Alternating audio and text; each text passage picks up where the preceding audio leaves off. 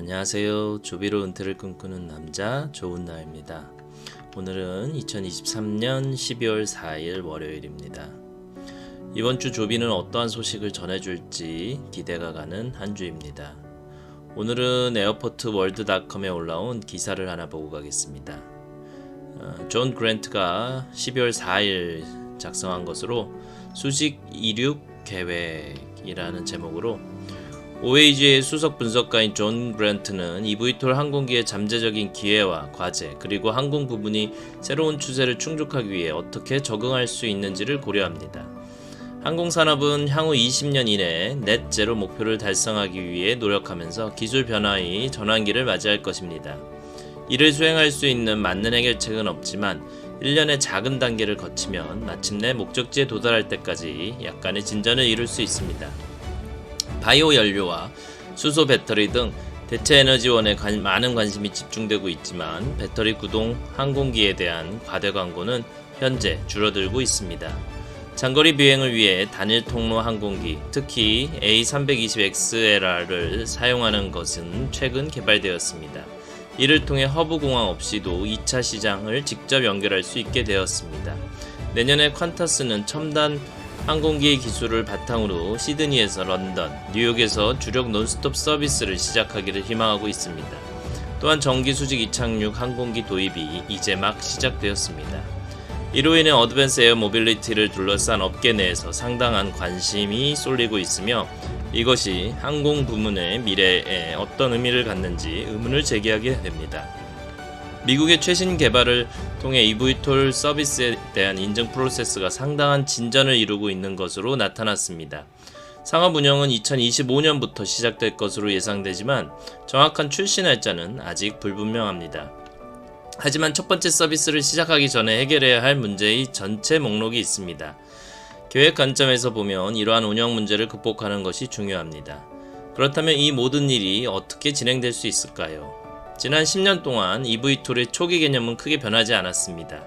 이러한 항공기는 주요 도시 주변의 위성 위치 네트워크를 해당 도시의 허브에 직접 빠른 속도로 연결하거나 런던 중심부의 피카딜리 서커스와 같은 도시의 중앙 위치에 연결할 수 있는 상대적으로 짧은 거리를 비행하도록 설계되었습니다.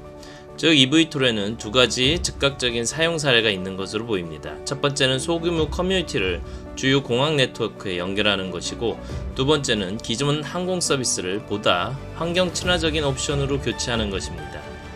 eVTOL은 아직 상업용 승객용으로 인증되지 않았다는 점에 유의하는 것이 중요합니다. 그러나 북미에 주로 기반을 두고 인증 프로세스가 상당히 발전된 여러 제조업체가 있습니다. 처음에는 eVTOL이 수색 및 구조, 재난 구호, 긴급 구호품의 신속한 배포에 사용될 것으로 예상됩니다. 개념이 입증되면 상업용 항공에서 eVTOL이 기회와 잠재적 영향에 대해 의심이 여지가 없습니다. 두바이에서는 2027년까지 eVTOL 택시를 출시 개발이 진행되고 있습니다. 우버와 조비 에비에이션 간의 합의를 통해 미국 서부 해안 및 주변 지역에서도 유사한 개발이 진행 중입니다.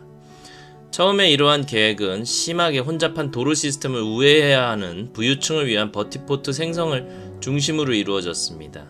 이러한 수직항 버티포트 중 일부가 공항에 있거나 공항과 매우 가깝다는 것은 불가피합니다. 실제로 문제는 공항 측에 위치할 것인가, 육상 측에 위치할 것인가이며 육상 측에 위치할 경우 주요 여객 터미널 근처에 위치할 것인가 아니면 일반 항공시설에 위치할 가능성이 더 높을까? eVTOL 택시 또는 전세 서비스는 공항에 도착하는 승객 중 극소수에게만 서비스를 제공하며 공항이 지상 접근 전략을 검토할 때 도움이 되지 않는다는 점에 유의하는 것이 중요합니다. 그럼에도 불구하고 항공사의 경우 이 작은 비율의 승객은 수익성이 높은 시장이 될 수 있습니다. 유나이티드 항공의 자회사인 UA 벤처스는 이브 에어 모빌리티에 1,500만 달러를 투자하여 최대 60마일 거리에서 최대 4명의 승객을 태울 수 있는 항공택시를 최대 200대 주문했습니다. 이 회사는 또한 국영 항공사와 연계를 추적할 수 있는 케냐 및 싱가포르와 같은 시장으로부터 의향서를 받았습니다. 미국의 주요 기업 중 하나인 유나이티드 에어라인은 미국 전역에 여러 주요 허브 기지를 보유하고 있습니다. 즉 개념이 검증되고 수요가 쌓이면 200대 이상의 택시가 필요할 수 있습니다. 투자에 대한 잠재적 수익과 생성될 수 있는 고급 지속 가능성 자격 증명은 유나이티드 에어라인에서 모두 고려되었으며 분명히 의미가 있지만 틈새 제품으로 남아있으며 EV톨의 실제 미래가 재정적으로 얼마나 실행 가능한지 질문하게 됩니다. 지금까지 이루어진 발전에도 불구하고 50석 용량을 제공하고 최대 100마일의 범위로 작동할 수 있는 정품 EV톨 항공기에 대한 징후는 거의 없습니다. 이는 보다 전통적인 항공기 운영에서 벗어나는 것을 장려할 수 있습니다. 미국에만 현재 100마일 미만 간격으로 운영되는 350개 이상의 공항쌍이 있으며 그중 일부는 아메리칸 에어라인과 유나이티드 에어라인의 메디슨, 시카고, 오헤어와 같은 B737 항공기로 운항됩니다. EV톨 항공기가 개발되면 미국뿐만 아니라 카리브해, 그리스섬, 스칸디나비아, 심지어 영국과 같은 장소에서도 향후 운영을 위한 수많은 기회를 창출할 수 있으며 향후 운영을 위한 수많은 기회가 있습니다. EV톨의 주요 특징 중 하나는 탄소 절약 능력뿐만 아니라 미래의 공항 용량 요구사항에 큰 영향을 미칠 수 있는 수직 이륙 능력입니다. 공항 계획은 전통적으로 특히 활주로 가용성에 관련하여 미래 수용 능력에 중점을 두었습니다. 그러나 EV톨의 비행장의 원격 위치에서 수직 이륙 기능을 사용하여 공항 수용력에 대한 일부 압력을 완화할 수 있습니다. 그러나 이것이 성공하려면 그러한 발전을 신중하게 고려하고 평가해야 합니다. VTOL 자체로는 더 많은 새로운 폭주 용량에 대한 필요성을 근절하지 못하지만 일부 지역에서는 100마일 미만 서비스에 사용된 몇 개의 피크 시간대 슬롯이 EV톨 운영에 의해 해제될 수 있다면 이는 실질적인 리소스 재할당이어야 합니다. 이 분야에 대해 얼마나 많은 생각이 일어나고 있는지는 불분명하지만 현재 예정된 컨퍼런스 수로 판단하면 적어도 컨퍼런스 주최자에게는 큰 주제 영역입니다.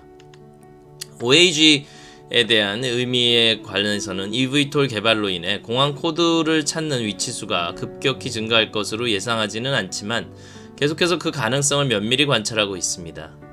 그러나 우리는 앞으로 몇 년 안에 일본 항공사가 예정된 EV톨 서비스를 일정에 추가하고 데이터베이스에 추가 항공기 코드와 좌석 구성을 추가해야 할 것으로 예상하고 있습니다. 우리는 수년 동안 그런 일을 해왔기 때문에 준비가 되면 준비가 될 것입니다. 항공 분야에서 아무리 잘 준비되어 있어도 상황이 예기치 않게 변할 수 있으며 모든 계획이 변경될 수 있습니다. 궁극적으로 항공 부문은 혁신을 가능하게 하기 때문에 역동적이며 현재 우리가 보아온 모든 발전을 통해 믿을 수 없을 만큼 흥미로운 미래를 기대합니다. 여기까지입니다. 오늘도 조비 화이팅입니다.